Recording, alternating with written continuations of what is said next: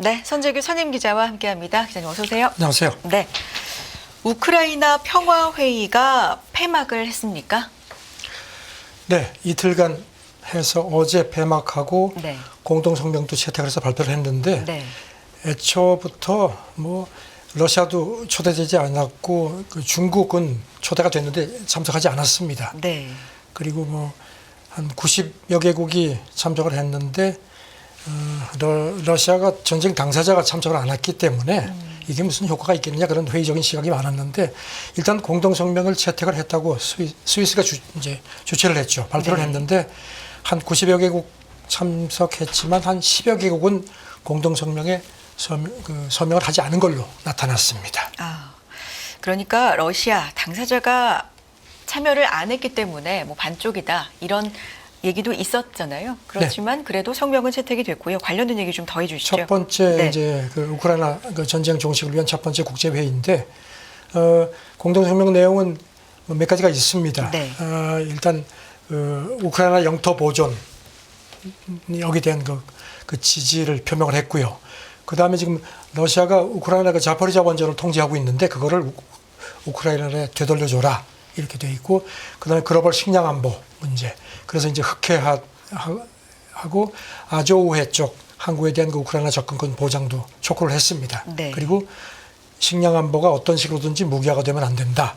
그래서 우크라이나 농산물이 그 수출될 수 있도록 보장을 하라는 내용도 들어가 있고요. 그리고 재미있는 걸 보면요. 로이터 보도인데요. 성명 초안에는 러시아가 침공했다, 어그레션 이런 표현을 썼는데 이게 전쟁으로 바뀌었습니다.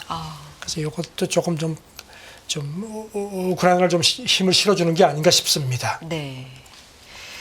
바이든 대통령이나 해리스 부통령 지금 참석을 했던 건가요? 일정이 어떻게 됐었나요? 그러니까 이제 92개국에서 네. 참석을 했는데 여기 이제 정상급은 55명. 네. 나머지 나라들은 이제 장관급이나 무슨 대사가 참석을 했고요. 그리고 바이든 대통령 같은 경우는 이제 G7 정상회담 이탈리아에서 있었는데 끝나고 바로 돌아갔습니다. 그 정치 모금 행사. 네. 그 대신 그 해리스 부통령이 대신 참석을 했고요. 그 이제 회의가 이틀 시작되는데 지난 금요일날 회의하기 시작되기 전날 그 푸틴 러시아 대통령이 역제의를 했습니다. 우크라이나가 러시아가 지금 점령하고 있는 땅을 포기를 하고 북대서양 조약기구 가입을 이제 안 하겠다고 하면은 즉각 휴전하고 대화하겠다 이렇게 맞불을 놨습니다. 물론 젤렌스키는 즉각 거부를 했고요. 여기서 뭔가 타결점이 나올 거라는 그런 예상은 없었습니다. 알겠습니다. 다음은 G7 정상회의 얘기로 좀 넘어가 볼까요? 중국에 대해서 전에 없이 좀 강경한 메시지를 담은 공동성명을 발표했다고요. 그리고 이제 한 가지 또 이번에 보면은 서명하지 않은 나라들이 꽤 많다고 말씀드렸는데 네. 브릭스라든가 이런 이른바 글로벌 사우스 쪽 있는 나라들이 전부 서명을 하지 않았습니다. 그래서 여기 대해서 블룸버그는 이런 글로벌 사우스가 이렇게 서명을 하지 않음으로써 연대를 과시했다 이런 표현도 썼습니다. 우크라 평화회의에 대한 정리 말씀해 주셨고 G7 정상회의 얘기 좀 해주세요. 네, G7 정상회의 끝났는데 여러 가지 내용이 있는데요. 가장 눈에 띄는 게 중국을 아주 상당히 강하게 비판했습니다. 공동성명이. 초안보다 더 강해졌다는 그런 분석이고요.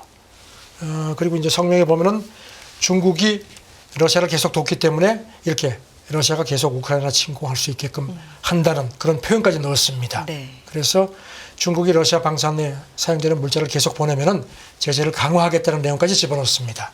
그 파이낸셜 타임스는 지금까지 나온 것 중에서 G7이 가장 중국의 러시아 지원을 가장 강하게 경고했다 이렇게 지적을 했습니다. 네.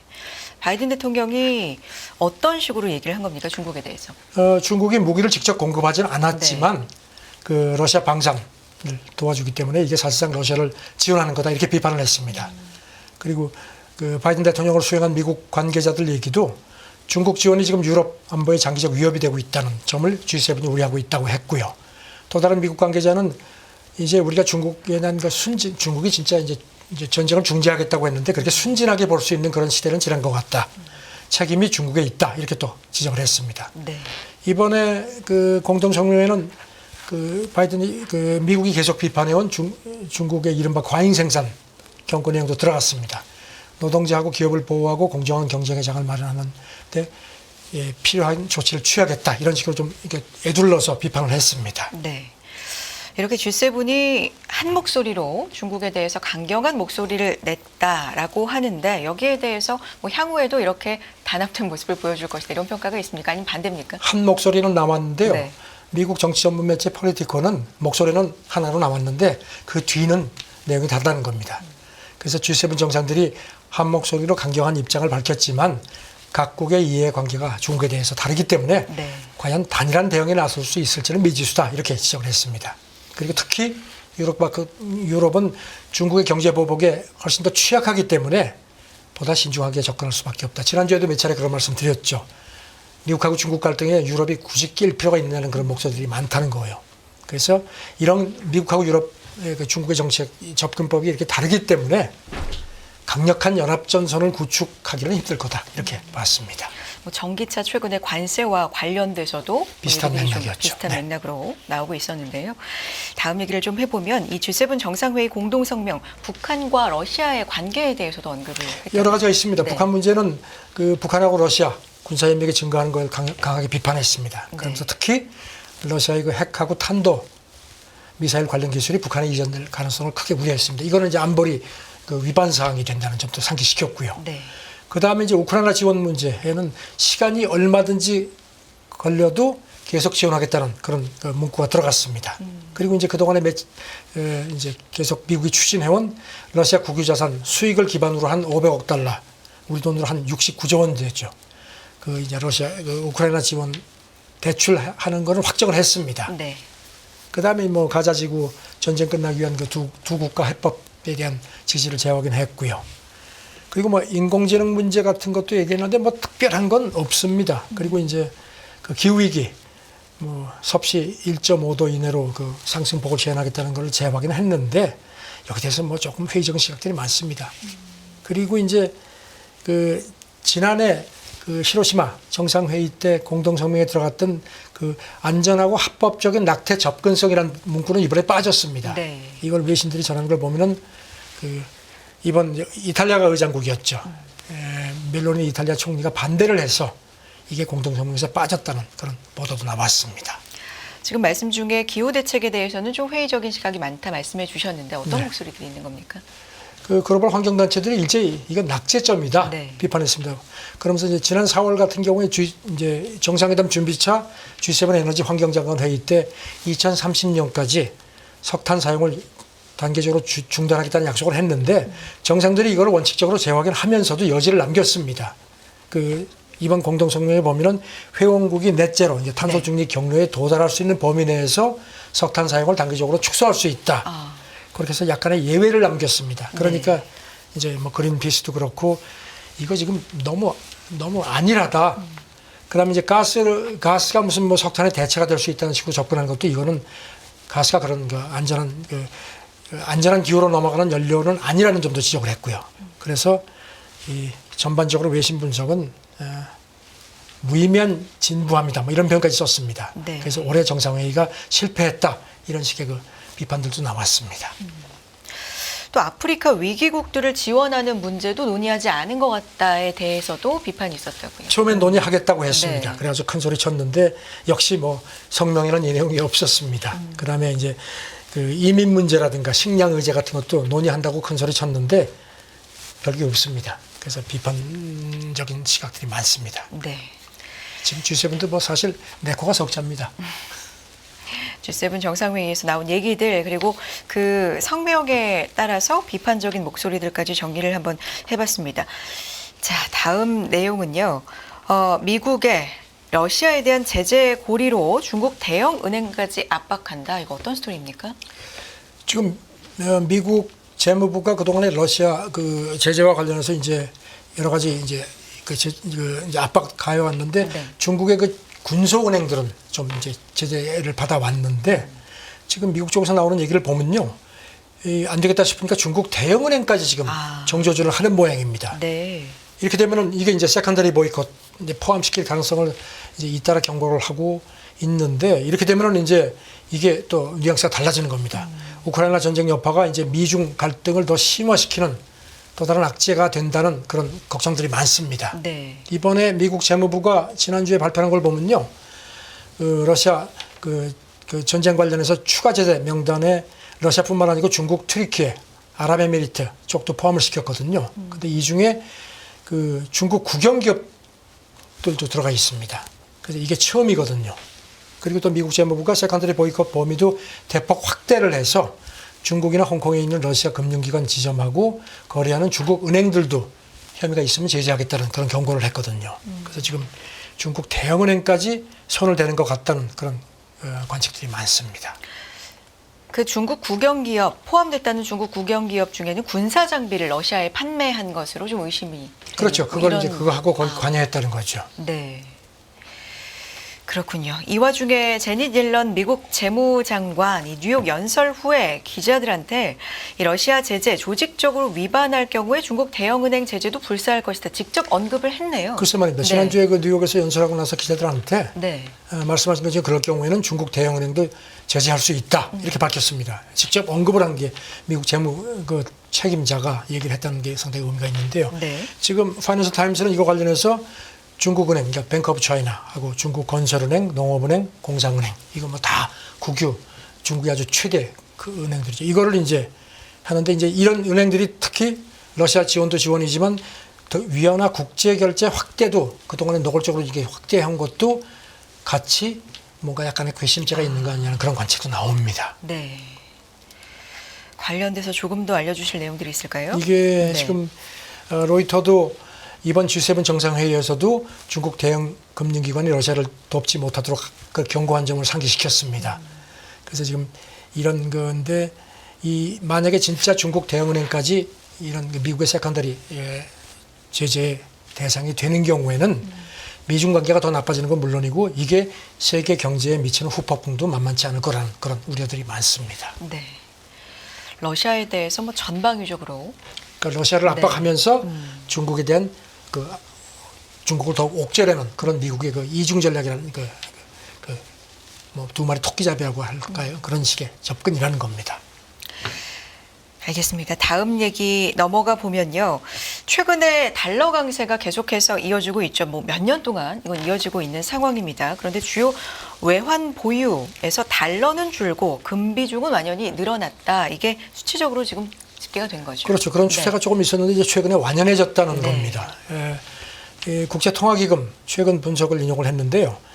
전 세계 외환 보유에서 통화 구성이 확인되는 잔액 기준으로 해서 달러 비중이 지난해 1분기 같은 경우에 59.46%였는데 계속 3분기 연속 감소해가지고 지난해 4분기 같은 경우는 58.4%. 그러니까 조금 줄긴 했는데 이게 한 20년 전만 해도 70%였거든요. 그러니까 엄청나게 비중이 줄었다는 겁니다. 네. 그래서 지금 IMF 분석팀이 최근에 이제 자기네 홈페이지에 게시물을 올렸는데 달러가 여전히 주요 기축 통화이지만 비전통적인 통화들에 계속 기반을 해주고 있다 이렇게 진단을 했습니다. 달러가 강세니까 이게 비중 축소가 그렇게 생각만큼 두드러져지는 않았는데 여기다가 이제 환율하고 네. 금리 변화 추이까지 이렇게 같이 고려를 하면은 비중 축소폭이 확연해진다는 겁니다. 그러면서 지금 이쪽 그 IMF 분석팀 얘기가 글로벌 환 시스템에서 중국 위안화거든 우리 원화 얘기도 한 모양입니다. 네네. 이런 걸 비롯한 비전통적인 통화 비중이 늘어났다는 점을 상기시켰습니다. 다만 이제 달러 비중 감소분의 한 4분의 1가량이 위안화 비중이 이렇게 올라가서 대체가 됐지만 중국이 지금 위안화 국제화를 워낙 의욕적으로 추진하는 것에 비하면은 위안 그 치고 들어온 비중이 그렇게 아직은 상대적으로 큰 건 아니라고 덧붙였습니다. 네. 최근에 보면 금 가격이 다시 또 좀 올라오는 네. 흐름을 보여주고 있는데 금에 대한 분석도 나왔죠. 이게 이제 러시아 제재와 연계되는 거 뭐 몇 차례 말씀드렸죠. 네. 이렇게 달러라든가 국채 같은 이런 것 이제 재산은 이렇게 동결도 가능한데 금을 갖고 있으면 이제 금은 자기네가 갖고 있으니까 손을 댈 수 없다는 겁니다. 그래서 그런 측면도 금값 올라가고 금 보유 비중을 늘리는 그런 주요 요인의 하나라는 겁니다.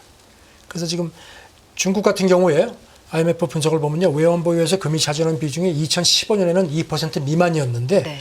작년 같은 경우는 4.3% 많이 늘었습니다. 그리고 반면에 이 기간에 중국 외환 보유에서 미국 국채 비중은 44%에서 30%가량으로 감소 많이 줄었죠. 네. 완연한 대조를 보였다는 겁니다. 중국이 미국 국채를 팔고 금을 모으고 있다. 계속해서 좀 나오고 있는 얘기인데 이렇게 수치로 그리고 계속 또 조사가 그 되고요. 블룸버그 분석을 보면요. 네.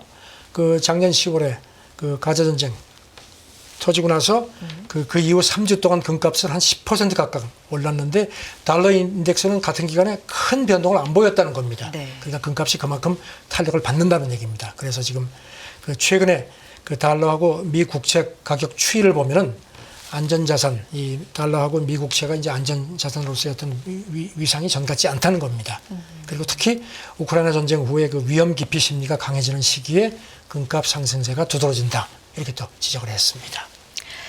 알겠습니다. 다음 얘기 넘어가 보겠습니다. 뭐 미국과 중국의 이 갈등과 경쟁 얘기는 계속해서 나오고 있고 전해드리고도 있는데 그런 가운데 중국 앞마당에서 보다 겸허한 초강대국이 된 미국이란 제목의 기사가 있다고 이게 어떤 내용입니까? 오늘은 자꾸 미국을 좀 이렇게 깎아내리는 네. 걸 하는데 이게 지금 이런 기사가 뉴욕타임스 진단입니다. 네.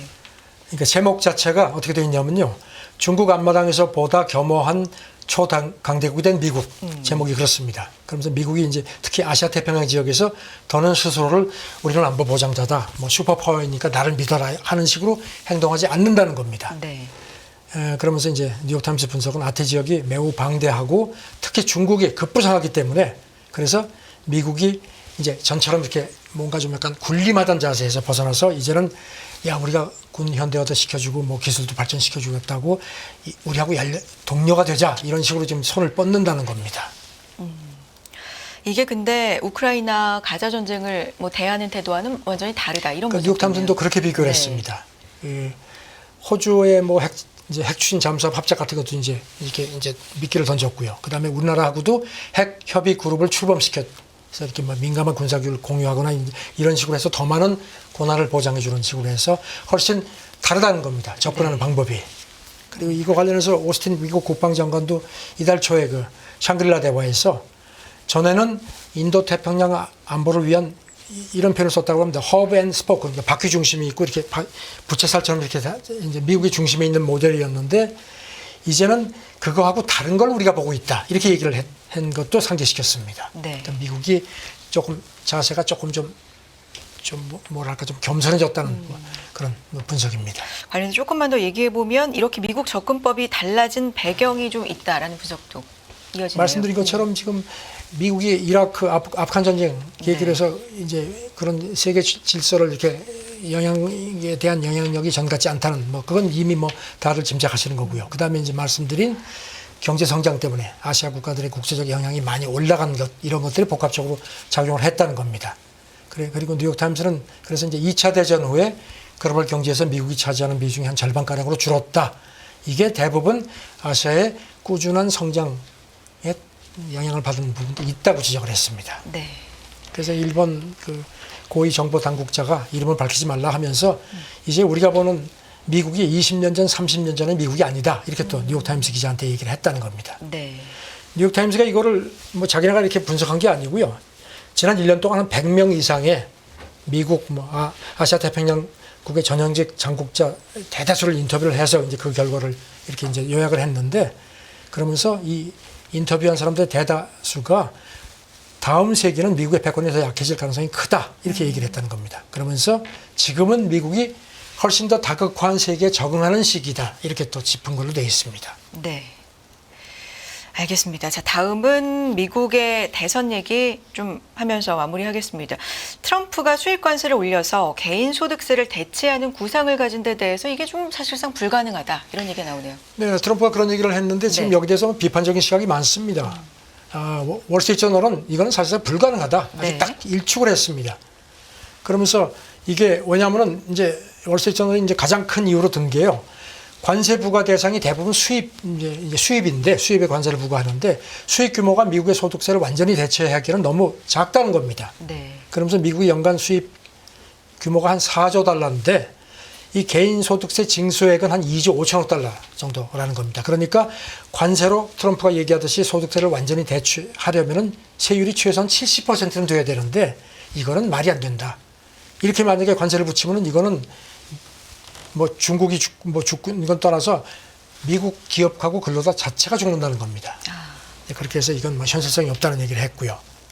그리고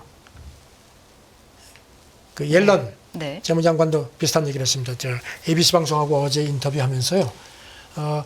트럼프 뭐 그런 얘기를 하는데 그건 안 된다. 100% 관세를 부과해도 안 되고 만약에 100% 관세를 부과하는 경우에는 아까 말씀드린 것처럼 미국 기업하고 미국 소비자들이 그 부담을 다 뒤집어 쓴다.